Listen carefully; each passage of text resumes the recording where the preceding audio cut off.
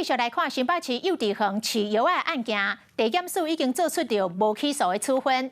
国民党的总统参选人，也就是新北市长侯友宜，早起到板桥幼稚园来视察。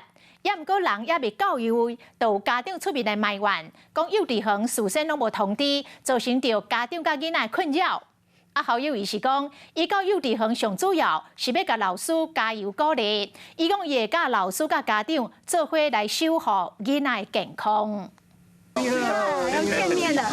穿歪写做外裤参加市政的活动，在新北饲药案侦结无起诉了后，市长侯友宜头一摆来到幼稚园视察，不离过。完全不尊重家长，这样跟慰安有什么两样呢？昨天那个有跟孩子们稍微就是做一个这样的一个说明，说会有贵宾过来，会有客人过来。我们任何一个专访团，只是那感觉很差，他只是为了他要选总统。伫侯友宜来到现场之前，就一个妈妈真无满意来抗议，因为园方无提前通知家长有市长要来现场，和本正视察的好意，颠倒造成家长囡仔困扰。今天到幼儿园，最主要为幼儿老师加油打气，也作为师生关系最坚强的后盾，守护孩子们的健康跟安全，让我们所有的老师们应该得到更多的尊重。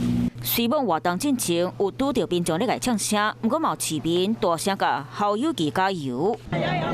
加油！加油！加油！啊，当侯友宜伫咧拼市政的同时，传出月底会出访日本3天，迈见前首相麻生太郎，9月佫一摆计划访问美国，争取国际民友的认同支持。后面的行程也是在安排当中，跟美国一定保持更密切的合作。2024岁大选慢慢挖近，市政选举两边小的侯友宜继续行家己的政治步调，毋望伫咧三脚度来抢着头旗。